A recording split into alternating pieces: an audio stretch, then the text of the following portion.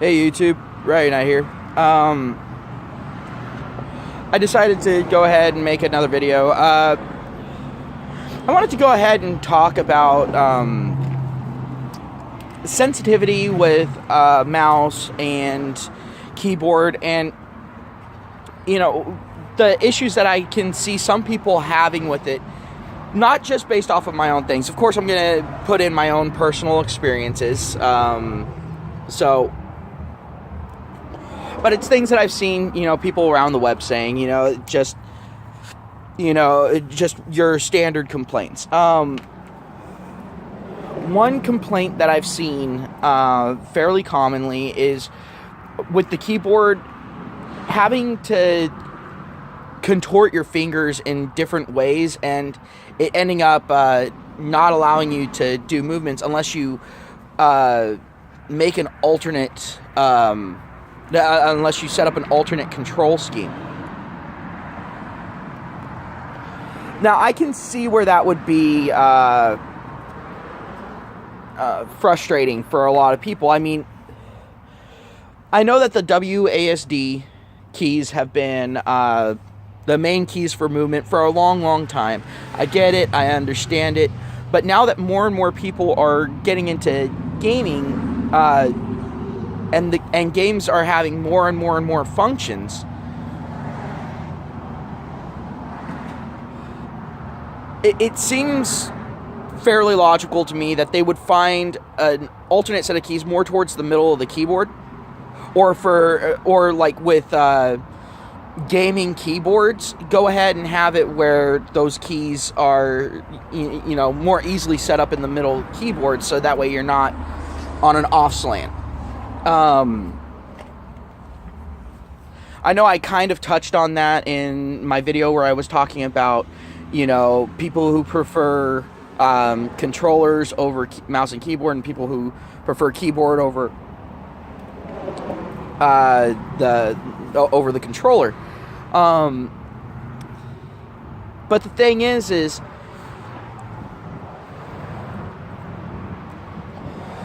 when I look back, when they made the WASD keys, when they decided that those were going to be the keys for movement, I understand it because of the way that they're set up on pretty much any keyboard.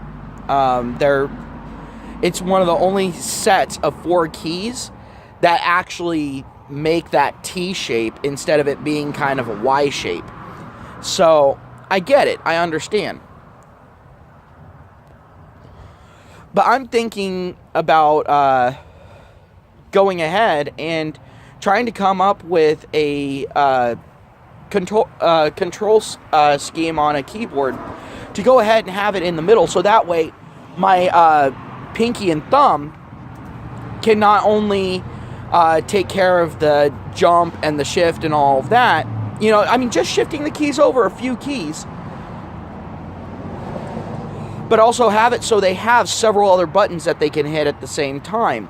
So that way I can have those regularly used functions right there at my fingertips without having to move my fingers that I use for movement keys, so my middle 3 fingers.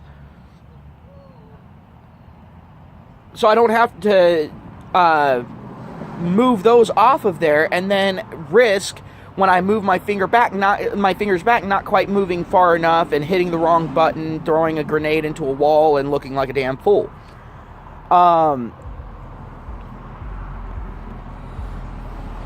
Or opening up a menu mid-combat, whatever. But, insert random embarrassing moment here. Or a frustrating moment here, It's like, why are you going to...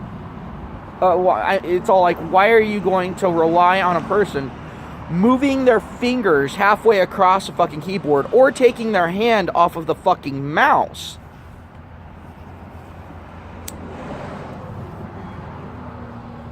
to go ahead and use a function that requires them to move and aim at the same time?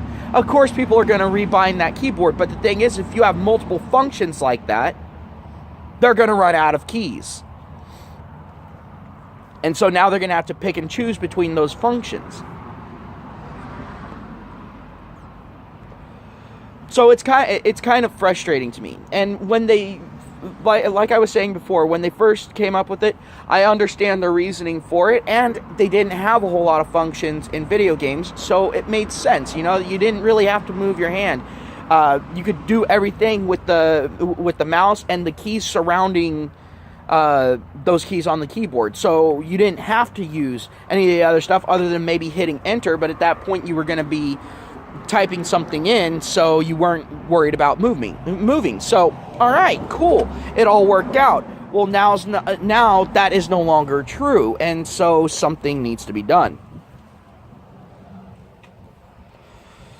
And when it comes to mouse sensitivity, there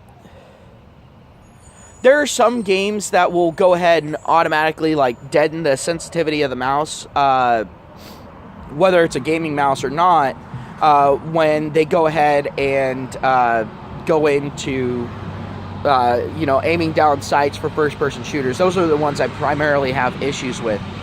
I mean, there's a few other little niche things that I have an issue with changing mouse sensitivity, but for the most part, it's basically with first-person shooters. Because the thing is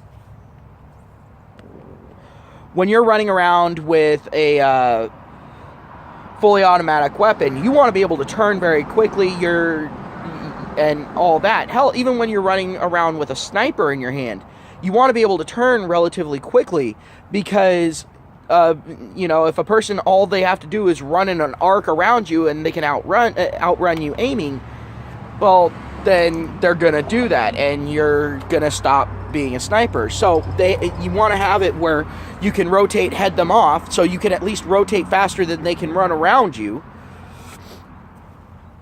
and then be able to aim down the sight. But once you start aiming down the sights, now you're doing precision aiming, so now you don't want that high sensitivity.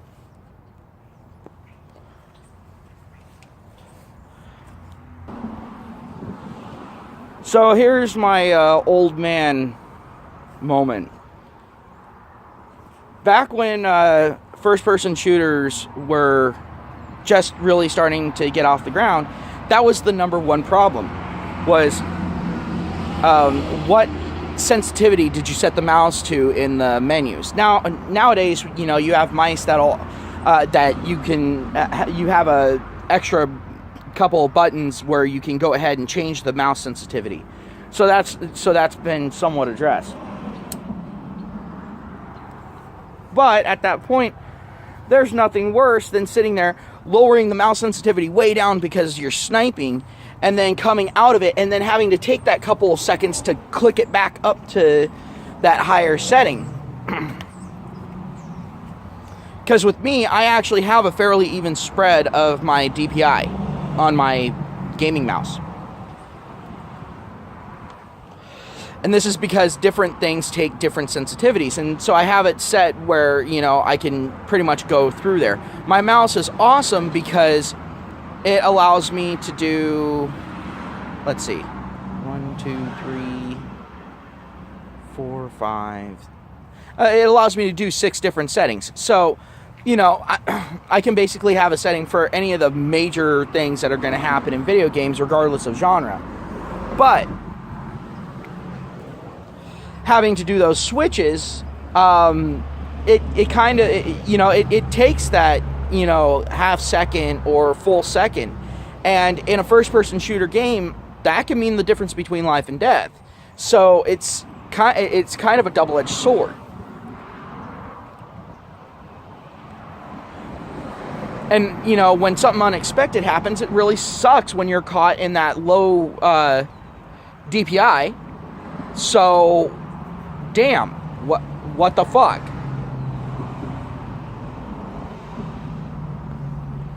If I said DPS before, sorry about that. Had a long night, just my brain's not 100% working right now. But, then I'm going to move on to the next thing, and that is movement of your character. Again, this is one of the things that I touched on with the mouse and keyboard episode. Mouse and keyboard versus controller. And that is, they really haven't gotten down how to make your character move smoothly. Yeah, you can sit there and have it where you can hold down the shift and your character will walk. But, you know, or if you're crouching, now you're moving slow, so you can get those things, but you're still moving on a grid pattern system. Unless you're having your character move so insanely slowly that to move the course of one step, it's going to take 5 or 6 seconds. No one's going to be okay with that. Not unless they're trying to sneak up on a stationary enemy and they want to make absolutely certain that they don't get hurt. And maybe they want their enemy to die of old age or something, you know? Maybe they're playing Metal Gear Solid Snake Eater. But,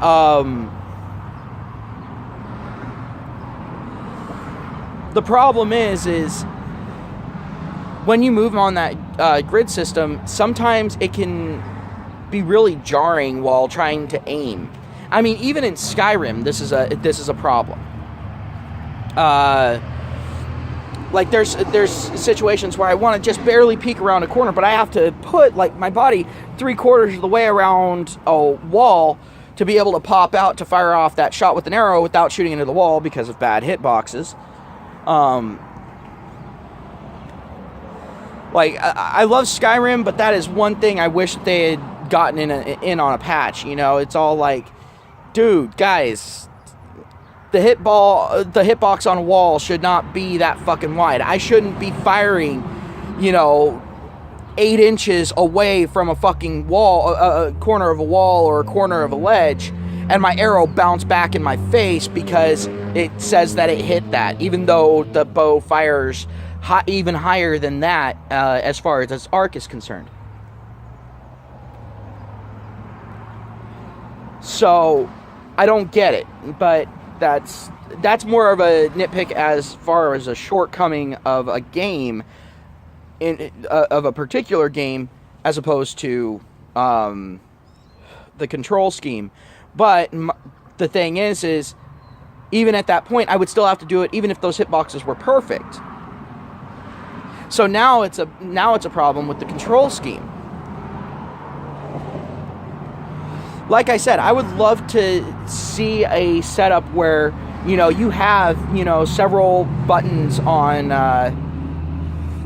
kind of like what the Nintendo had with its thing. I know that with VR they kind of got something like that, but it's more for immersion purpose. Well, I would love to see those controls be actively put in where you don't have to be playing on the 3D aspect or the VR aspect of it, because being able to move with a joystick as far as the actual movement of my character on the X and Z axis would be amazing, would be fantastic. Because then I could more accurately move my character. It would feel more organic. And then also going with the mouse, would it take some muscle memory training? Yes, because now my body's going to be all like, all right, this part's using a controller, this part's using a mouse. What the fuck? So, yeah, it would take some getting used to, but I think it would be much more beneficial. And then also having those different functions at my fingertips, you know, it's the best of both worlds in my opinion. And it would solve a lot of the gripes that I have about the keyboard. Don't get me wrong, the keyboard isn't a horrible thing. I'm not saying it's unusable. I'm just saying sometimes it takes you changing around the key bindings so much that you have to wonder why the developers didn't just have you keybind what you wanted at the beginning and then sit there and put the key bindings back at you know, it's all like they put it seems like they just kind of plop shit down into a key space without even really thinking about it. I understand the map being M. It makes sense. But like in Skyrim, for example, the shouts are the Z button. Really? Really? Your shouts and powers are the Z button. Thanks. I appreciate that so fucking much. And then they're all like, oh, you can switch between them by going ahead and hotkeying to the numbers on the top of the fucking keyboard, making you move your hand mid fucking combat. Remember, hotkeys are supposed to make it so you don't have to move your hand away from the movement keys. So basically, all I have is 1 through 5 for my hotkeys that I can actively use in combat. The rest of it's preparatory shit. Like any of the stuff that I would switch up as in between combat thing, I put those on the 6 through 0 key.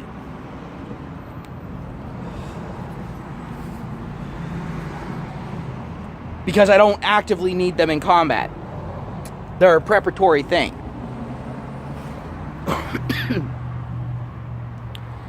And the thing is if I do end up needing one of those things, I don't use the hotkey mid-combat. What I do is I go into the menu because it pauses combat. So I'm exploiting that system. I'm bypassing the hotkeys and going the faster route because it gives me better... and going the slower route because it gives me more survivability. That's a problem. And I think that's pretty telling of, you know, how much we need to change the situation when it comes to controlling our games now that our games have become so advanced.